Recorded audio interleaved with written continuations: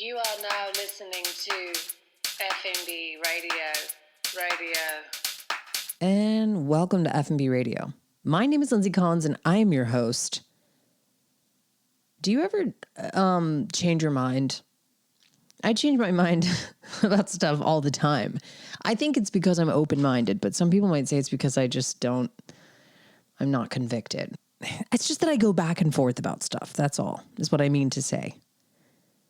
I changed my mind. One of the things I changed my mind about this week was asparagus and how to treat it. And I will say the caveat is clear that like some asparagus is thicker and woodier than others. Okay. Size matters when it comes to how you treat the asparagus. So let's just all be clear on that. But other than that, there's this great debate in my brain and maybe nowhere else, but about how to treat asparagus. Specifically the stalks, specifically the lower stalks, to eliminate waste, right? You can cut off the really woody parts on the bottom, and then you're left with just straight up less asparagus, or you can trim less off the bottom and peel the stems, the stalks, that less desirable part. Because let's face it, everybody just wants to eat the stalk. I mean, the tip. This is going poorly, but I'm going to keep going. Everyone just wants to eat the tip. That's the best part. It's tender. It doesn't have the fibrous, like woody element to it. But there's so much of the asparagus that gets wasted. So I got some asparagus in my CSA and I was going to just roast it because that's what I'm like, a person who wants to just have like easy, attainable things to do. Like I don't want to have a lot of steps. I do like to do things the right way. I don't like to cut corners, but I don't like unnecessary steps. There's a difference. It's like being efficient versus just being busy. I'd like to be efficient, not busy. But anyway, the asparagus came in and I was like sizing it up. It was about, like my pointer finger, which is bony and scary. It was like my pointer finger in girth, but it was a lot longer. It was like regular asparagus length. And I was like, it looks pretty green. It doesn't look like the kind that you could just like, barely roast and eat. It looked like it needed some time in the oven to be good. So I was like, okay, I'm going to peel this, but I'm going to peel it from halfway down. So I started the halfway point, like that knuckle on the halfway point. I only trimmed the little tiny, like, scabby part, like calloused part of the bottom of the asparagus where it gets snapped and then it like heals itself, just like a Band-Aid or like a wound. If you might skin your knee and then a little more skin comes on, it's like that. If you've ever seen asparagus growing out of the ground, I guarantee you it will freak, 3 out of 10 people out. Most everybody's seen it growing out of the ground at this point, but even still, when you see it being harvested, you're like, that's it? It just grows out of the ground like that? Like no pomp, no real plant even, just kind of like there's a stick. It's just sticking up. It's the weirdest thing if you see it. It's very bizarre. I grew up in a town called Williston, which was right next to a town called Elko. It was so small that we had to combine the schools. And so it was Williston, Elko. But Elko at one time was the asparagus capital of the world. Take that as you will. But anyway, there's just asparagus growing out of the sides of the highways at one time in Elko. It's really good. I used to see my neighbor out there just snapping it off. Anyway, this asparagus, I wanted to leave as much length as possible, and I decided to get out my peeler. I go halfway up the stalk of asparagus and I peel it just as a test and just to like see, what it would do if I cooked it like that and I gotta say, unequivocally, is that right? That doesn't sound right, but I'm gonna keep going. Yeah, I'm not gonna Google it. Please stop Googling everything. God, you guys are annoying. I'll stop prompting you to Google things. How about that? And then I'll stop being annoying. You're not annoying. You guys are lovely. Sorry I said that. I wrapped it in asparagus. Wait, I'm just fucking this up. I wrapped it in prosciutto. I made a little bundle. I put them all together and I peeled all of them and exposed that like bright, light green stalk that is really tender and super delicious. And then I rolled it up. I kind of drizzled some olive oil and salt and pepper, and then I wrapped it in prosciutto, and I baked it in the oven. And I got to tell you, I was like, boy, I was wrong. Peeling it seems like an extra fussy step. But what you get for just taking that little bit of time to do what seems like a tedious and pointless task, it's like a totally different vegetable. It's like now all of a sudden you're like, the tip, yeah, that's fine. It's good. But this tender, beautiful, just oof, the stalk, the peeled stalk. Oh my God. It was so unbelievably good. I was like, I think I've been wrong. I think I've been telling people like, oh, I don't even peel it. I just throw it and roast it. And once you roast it, it does get tender, but you're always going to be met with a little bit of resistance from that outside stalk on the lower parts. And with this, I've made this twice now in 1 week for breakfast because I keep getting South Carolina asparagus in my CSA, and I'm just like living for it. And I can't, it's like not lost on me that like the prosciutto wrapped asparagus, $19.99 called. They want it back. But guess what? So do I. I want it back on my breakfast plate because it is absolutely unbelievable. Eggs and asparagus are truly, it's like luxury. And I get really excited about breakfast. I know not everybody can get as excited about breakfast, but even if you don't care about breakfast, like asparagus and hollandaise, asparagus and scrambled eggs, really similar if you use the right amount of butter. Like, talk about working smarter, not harder. I just did fried eggs.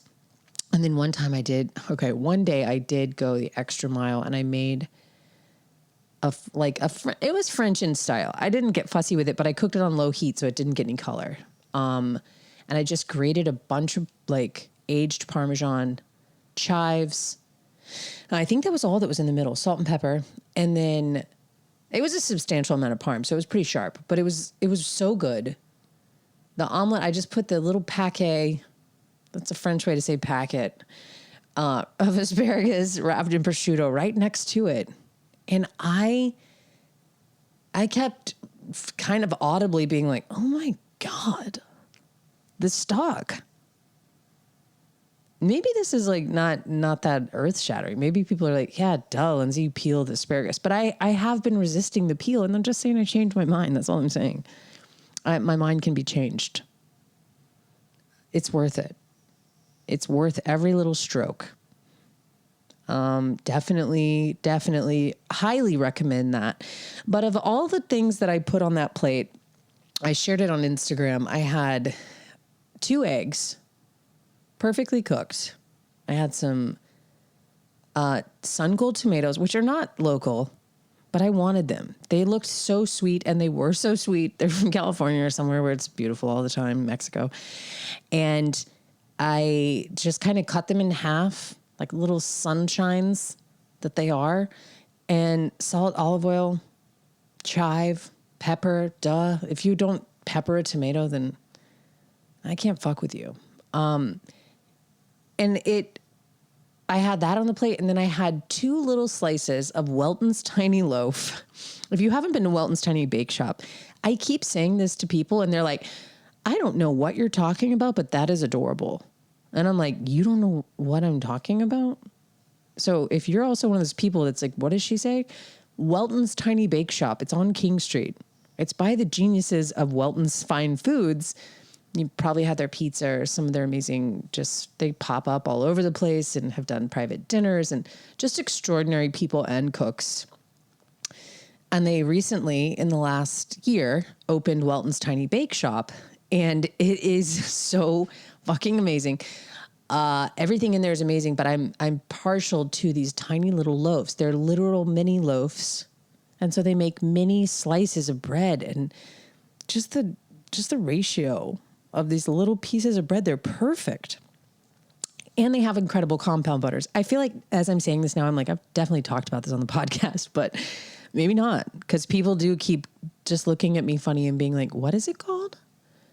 Where is it? It's a bakery. And I'm like, it's not a bakery. It's like it's one of the best places to get baked goods in the CSRA. Do people still say that? CSRA. I feel like when I was a kid listening to the radio, everything was in the CSRA. And at this point in time, I could probably figure it out, but I can't even think about what that acronym means. CSRA. County. Seems like the S should be first. Anyway, it doesn't matter. I don't know things. I'm doing this show too late at night on a Thursday. But it's definitely, without knowing what the CSRA is, it's definitely the best bakery in the CSRA. So I'm just going to put that out there. Now that I'm thinking about it, it feels like it's more from where we grew up in Williston. So it's probably more of an upstate thing, like for certain counties. I feel like I'm getting closer, but I'm just going to abandon this right here because it doesn't matter. But we'll go to Welton's Tiny Bake Shop, get the compound butter and the tiny loaf. I put 2 slices of toast right on the plate.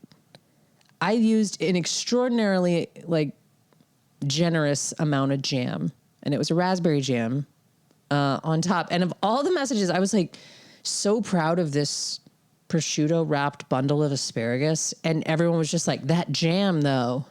People just love the fucking jam. This is the takeaway from this insanely, barely factual, non sequitur, winding description about what I made for breakfast one day. But the takeaway is people love jelly on toast. People go insane. People have fantasies about jam on toast. And I just think that must mean if people fantasize about it, people usually fantasize about stuff they don't get or don't give themselves. You know what I mean? And I'm just here to say, give it to yourself. Get yourself. Jam is fucking everywhere. Good jam too. You could even make jam. It's berry season. I just ate the strawberries before the poor person was still delivering the CSA, and I was eating the strawberries. They were basically gone by the time I was like, thank you. The berries are so good right now. So not raspberries. Do we ever get raspberries? Who knows? But strawberries are great. Make your own preserves if you can limit yourself from eating the whole pint, and put it on toast, because more people were just hot and heavy in my DMs about this jam on tiny toast. So don't waste your time with the asparagus or anything like that. Just go straight to the jam and be your own fantasy. That's what I have to say about that. What else is happening? No, I ended up making that breakfast, or a variation of that breakfast, 2 different times, and I regret nothing. I'm so thrilled. It's such a cliche thing to say, but I'm just so thrilled when the spring vegetables start coming in. God, it's a happy time.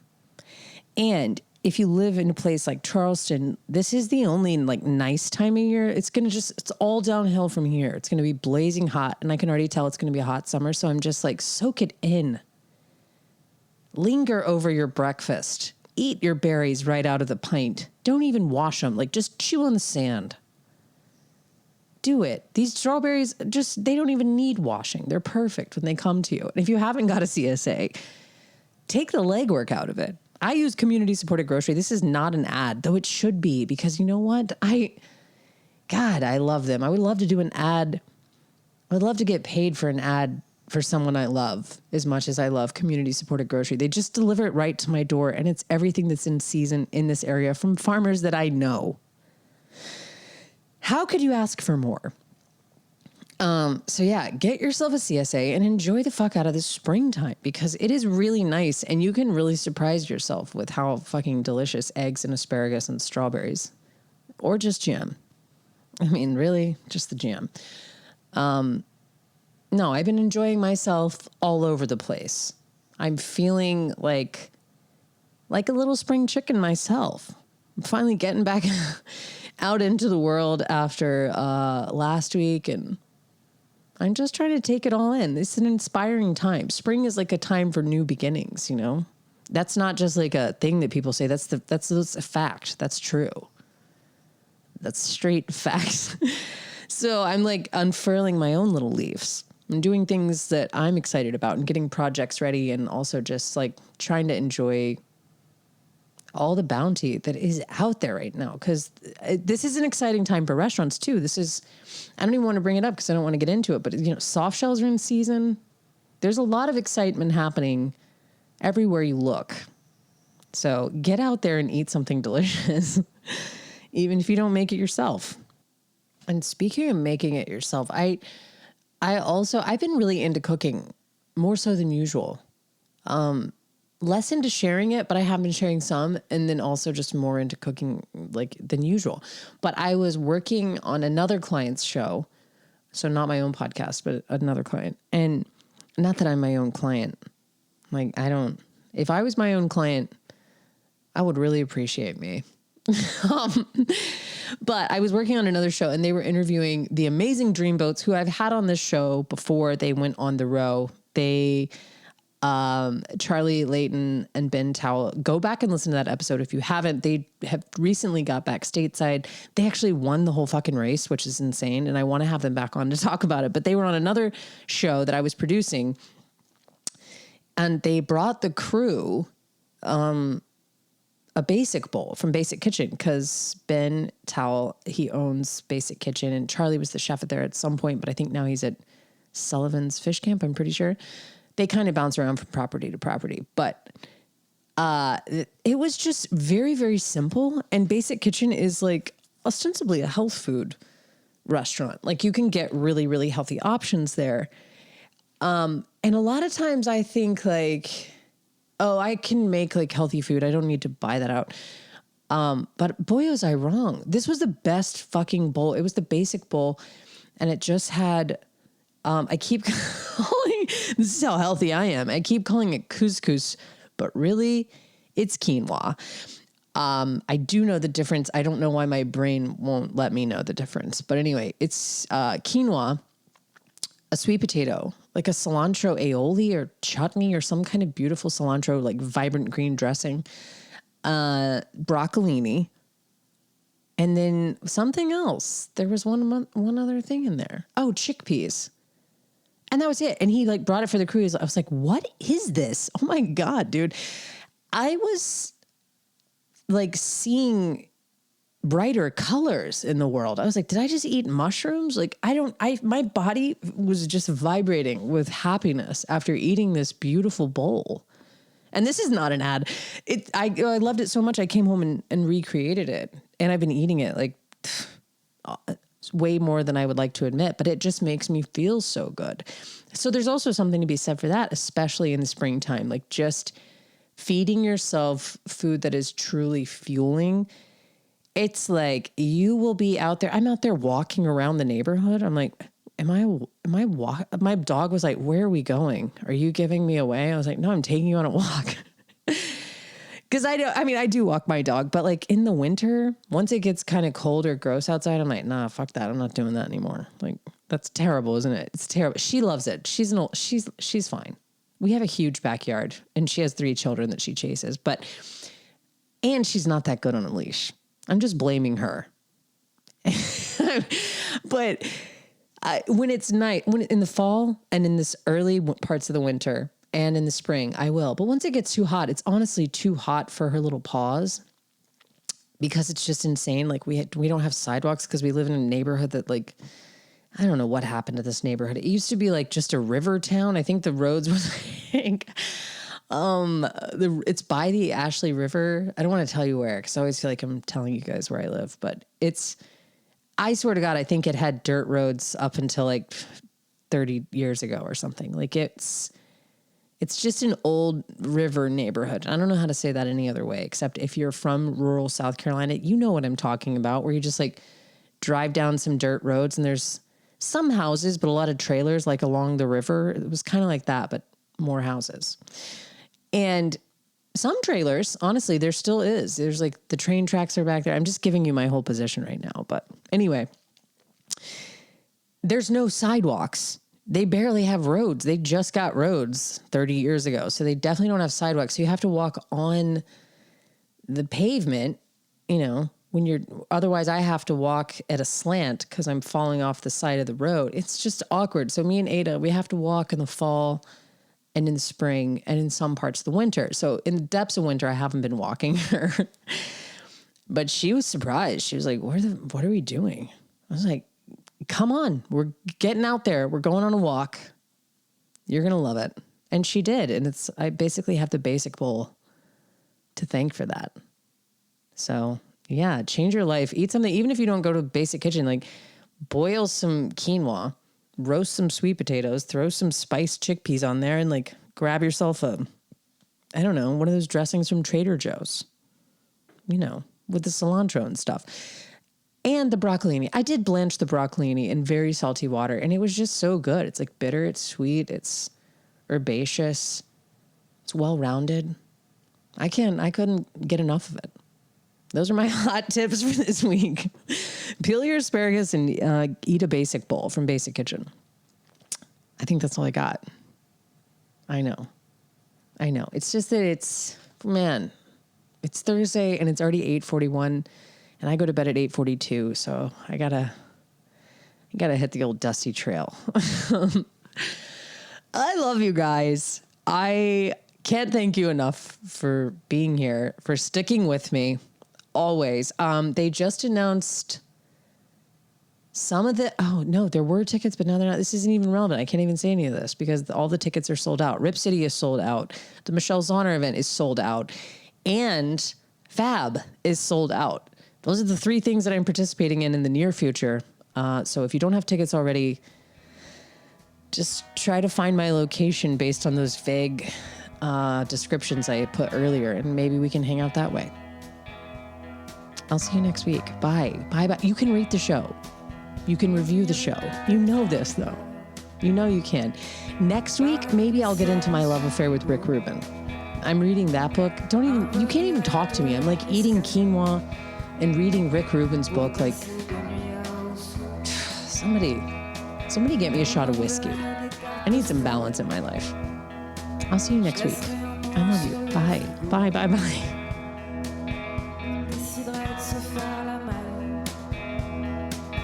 Famille, les amis, le bureau.